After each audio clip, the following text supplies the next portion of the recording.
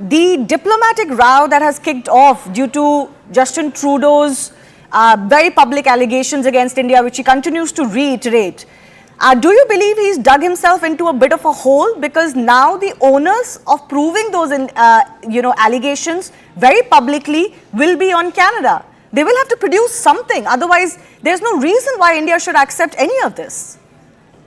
Yeah, there are two aspects. One is that Prime Minister Trudeau talked about credible allegations initially.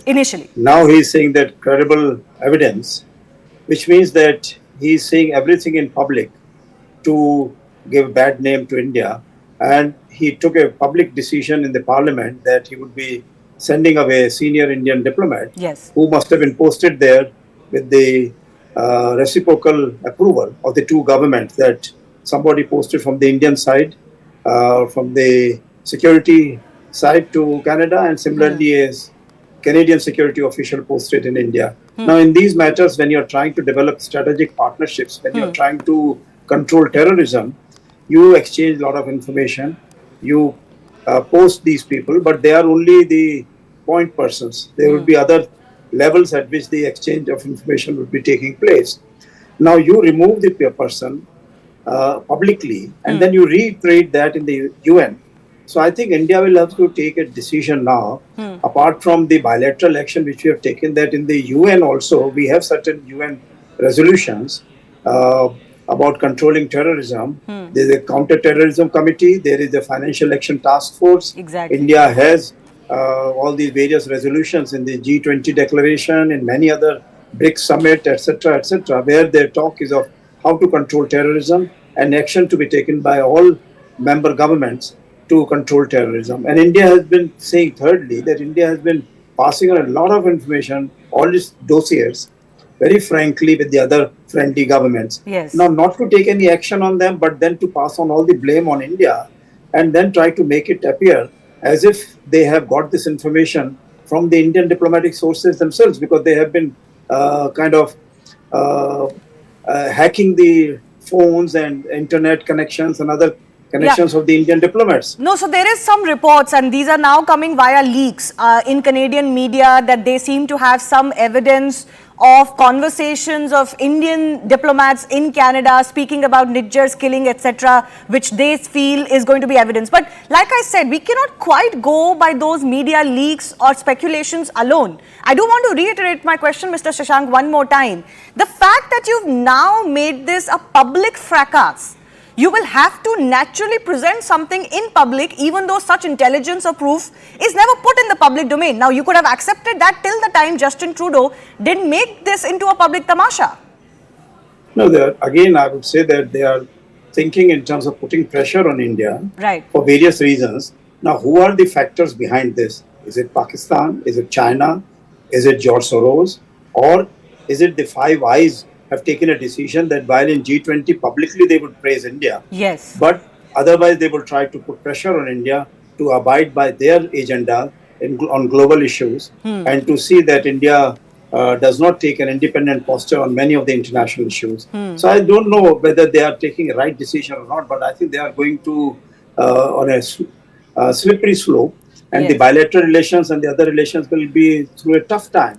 No, I'm happy you mentioned that, because I think the realization is also settling in India that this couldn't be Canada operating on its own.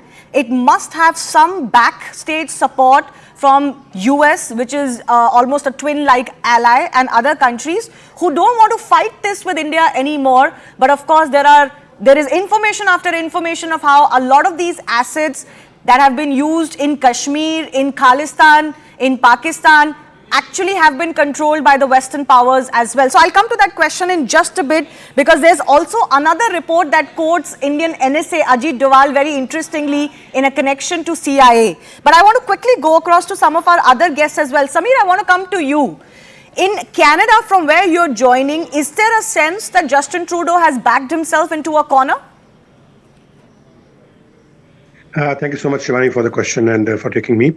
I think to understand this whole, as you said, tamasha, we have to understand the domestic politics of Canada as well. Canada, I already mentioned on so many platforms that Canada is going through so many challenges, and before the parliamentary session, Justin Trudeau's popularity was tanking down. Even still, it's tanking down, and he has to answer on so many issues, whether it's a housing affordability, whether it's inflation, whether it's foreign interference by China. So China is the biggest operator in interfering in Canadian local politics, provincial politics, and federal politics. And believe me, RCMP was investigating China's role. China was operating 5 police stations on Canadian soil. So the opposition parties, including the Alliance Party, NDP, Jagmeet Singh was asking for a public inquiry. And public inquiry going to take any day. I mean, it's going to start. So right now, so many people are thinking this, that just to divert the attention of all those issues, Justin Trudeau, including, India's name into all this.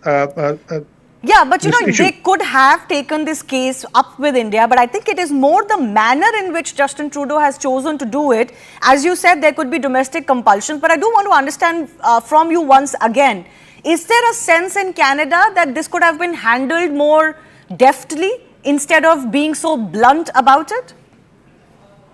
There is a lot of confusion, but on the other hand, because of the domestic, the background I told you, what we feel that somebody twisted Mr. Prime Minister's arm to go public at this level, because this is unprecedented, that you go to your parliament, your House of Commons, and say and allege another sovereign nation to a friendly country. Absolutely, and without any evidence. Not just only one time he alleges this. Even yesterday, when he was in New York on United Nations General Council meeting, he once again said this. He never said this. That these are the credible allegations. He said we have credible reasons to believe. Yes, from credible allegations, it became credible. It became credible reasons, because I think that term credible allegations was drawing a lot of ire globally, that he had initially used of a potential link to Nijjar's killing. But what is also interesting is that a lot of his party members and others, and I want to go to Ritesh Malik on this, because you are the president of the Canada-India Foundation. You deal a lot with the diaspora and people back at home in India as well. What this episode has done, Ritesh, is it has brought a lot of the muck out of, from under the carpet onto the surface. All of these information that India has been providing for decades to Canada on these nefarious activities linked to Khalistan secessionist movement going on in Canada, uninterrupted, characters like Pannu issuing threats, now asking for the Hindu Canadian community to leave the country. And we don't see any alarm on that. But the Canadian establishment seems to be very worried about this Nijjar